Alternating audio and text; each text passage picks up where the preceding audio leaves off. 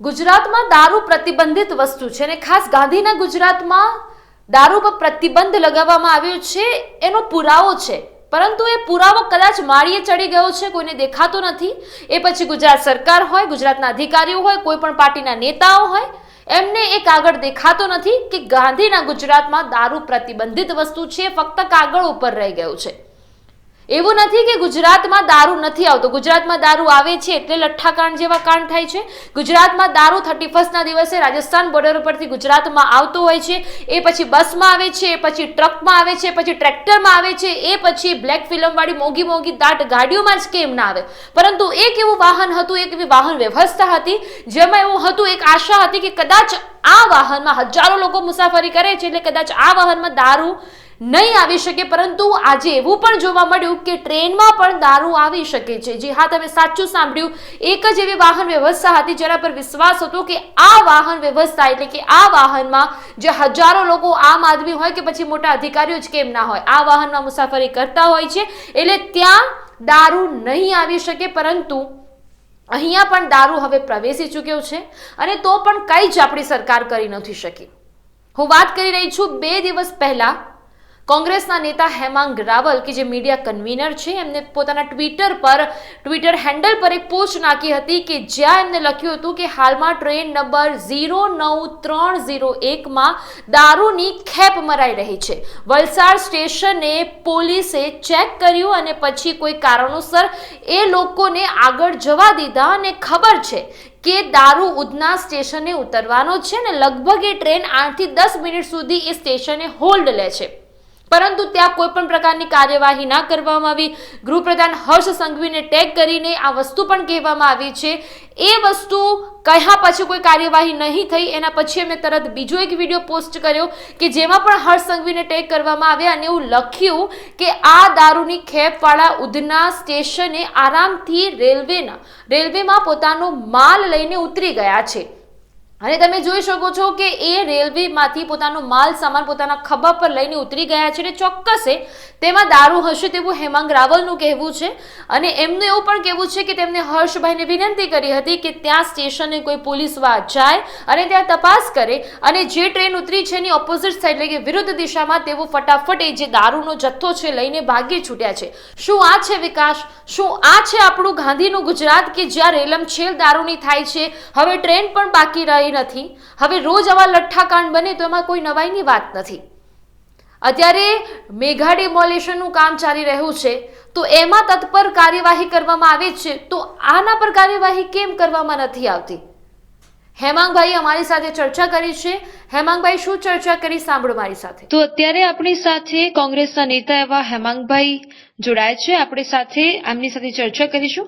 હેમાંગભાઈ, તમે એક ટ્વીટ કરી હતી, એમાં રેલના પાટા ઉપર અમુક લોકો દોડીને જાય છે. તમે ટ્વીટમાં ઘણું બધું લખ્યું છે, પણ આખી ઘટના શું છે? અને તમે ગૃહમંત્રી હર્ષ સંઘવીને પણ ટ્વીટ કરીને લખ્યું છે. શું છે આખો કિસ્સો?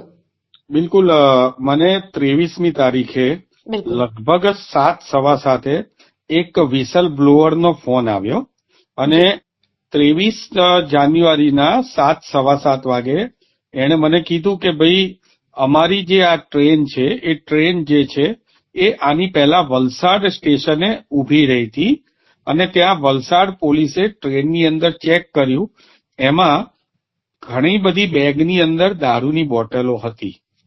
એવા વ્યક્તિઓએ પોલીસ જોડે કોઈ ચર્ચા કરી. જનરલી ટ્રેન જેટલી ઊભી રહેવાની હોય એ ટ્રેન એના કરતા વધારે, ટ્રેન નંબર હતો 09301 09301, આ ટ્રેન સામાન્ય કરતા વધારે સમય સુધી એ ટ્રેન એ ત્યાં વલસાડ સ્ટેશને ઊભી રહી. પરંતુ પોલીસ વાળાએ કોઈક ઉપરી અધિકારી જોડે વાત કરીને આ બધા લોકોને જવા દીધા. પેલા વિસલ બ્લોઅરે એક ફોટો પણ પાડી લીધો જે બેગની અંદર દારૂ હતો એ ફોટો, જે સીટની નીચે બેઠેલો હતો એ સીટનો પણ ફોટો પાડી લીધો. ત્યારબાદ મેં આ ફોટા સાથે એ ટ્વીટ કરી અને ટ્વીટ કરીને હર્ષભાઈને કીધું કે ભાઈ હવે આ ટ્રેન અહીંથી નીકળી ચૂકી છે અને હવે આ ટ્રેન સુરત પહેલા ઉધના સ્ટેશને પહોંચવાની છે અને ઉધના સ્ટેશને આ દારૂની ખેપ જે છે એ ઉતરવાની છે. પરંતુ દુઃખદ બાબત એ હતી કે મારી ટ્વીટ કર્યાના અડધો કલાક પછી એટલે કે 8:06 આ ટ્રેન ત્યાં ઉભી રહી. ટ્રેન તો ઉભી રહી, પણ તો ટ્રેનમાંથી આ લોકો જે દારૂની બોટલો હતી એની જે બેગ હતી એ બેગ ભરીને એ આપણે ટ્રેનમાં પ્લેટફોર્મ ઉપર ઉતરીએ, પ્લેટફોર્મની વિરુદ્ધ બાજુમાં ઉતરીને એ લોકો આમાંથી ભાગી ગયા. બિલકુલ.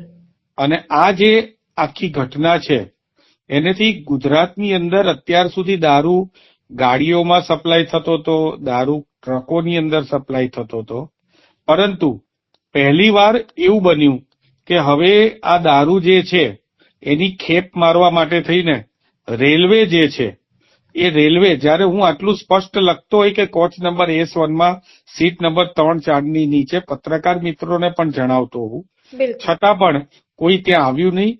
અને છેલ્લે એ જે વિસલ બ્લોઅર હતો એ ભાઈએ આ સ્ટેશન ઉપરથી જે પેલા માણસો દારૂની ખેપ લઈને જાય છે એનો પણ જાનના જોખમે વિડીયો ઉતારીને મને મોકલ્યો. બિલકુલ. જી, તો હેમાંગભાઈ, આપણે આમાં એવું કહી શકીએ કે ગાંધીના ગુજરાતમાં દારૂ પ્રતિબંધિત વસ્તુ છે, પણ એ ફક્ત કાગળ ઉપર જ છે, એવું કહી શકાય? બિલકુલ મુસ્કાન, ગાંધીના ગુજરાતની અંદર દારૂ પ્રતિબંધિત છે, કાગળ ઉપર નહીં. એનેથી પણ વધારે કહું, ગુજરાતના કોઈ પણ વિસ્તારમાં 1 કિલોમીટરની ત્રિજ્યામાં કાં તો દેશી દારૂ મળે છે, કાં તો ડ્રગ્સ મળે છે, કાં તો વિદેશી દારૂ મળે છે, અથવા તો શહેરોમાં તો હોમ ડિલિવરી થાય છે. આ હું બહુ જ મજબૂતાઈથી કહું છું. ગુજરાતના દરેક પોલીસ સ્ટેશનની અંદર દારૂનો હપ્તો એના વહીવટદારો વસૂલતા હોય છે અને એ હપ્તાનો ભાગ છેક ગાંધીનગર સુધી જતો હોય છે. આ ઇકોનોમી જે છે એ દારૂબંધી માત્ર નામની છે. હજારો કરોડ રૂપિયાનું જે વલણ છે, ભરણ છે અને હપ્તાઓ છે એ છેક ગાંધીનગર સુધી પહોંચે છે. બિલકુલ.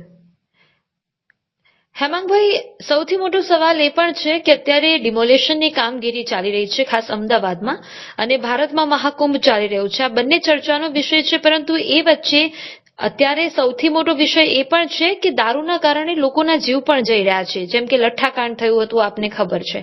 લઠ્ઠાકાંડમાં પણ ઘણા લોકોએ પોતાનો જીવ ગુમાવ્યો છે. છતાં સરકારને વારંવાર નિવેદનો કર્યા છે, સરકારને પત્રો લખ્યા છે, છતાં પણ સરકાર એક્શન મોડમાં કેમ નથી આવતી? દાદાનું બુલડોઝર દબાણો પર ચાલે છે, તો પરંતુ આવા તમે હર્ષ સંઘવીને ટ્વીટ કરીને કહ્યું છે, પરંતુ એના પર કાર્યવાહી ન થઈ, એનું કારણ શું? બિલકુલ સાચી વાત છે. એનું કારણ સ્વાભાવિક છે કે હપ્તા રાજા જ હોય અને છેક ઉપર સુધી પહોંચતું હોય. તમે વિચાર કરો, પોલીસ ધારે તો બધું કરી શકે છે. હમણાં પોલીસે નક્કી કર્યું કે ડ્રાઈવ કરવી છે દારૂડિયાઓને પકડવા માટે. તો દારૂડિયાઓને પકડવા માટે ડ્રાઈવ કરી, એમાં 3000 વાહનોને જપ્ત કરી લીધા, જે લાયસન્સ કે કોઈક નાની મોટી તકલીફ હતી એને.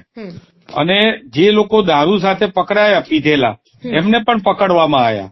પણ દારૂ પીધેલાને પકડવામાં આવ્યા, એમના ઉપર કેસ કરવામાં આવ્યો, પણ એ એમને ના તપાસ કરી કે દારૂ લાવ્યા ક્યાંથી, દારૂ કોના ત્યાંથી પીધો, દારૂ પીધા બુટલેગરો કોણ હતા પીવડાવનારા, એ બુટલેગરોને પકડે તો બુટલેગરો કોને હપ્તો આપે છે અને હપ્તો ક્યાં સુધી પહોંચે છે, આખી પોલ ખુલી જાય.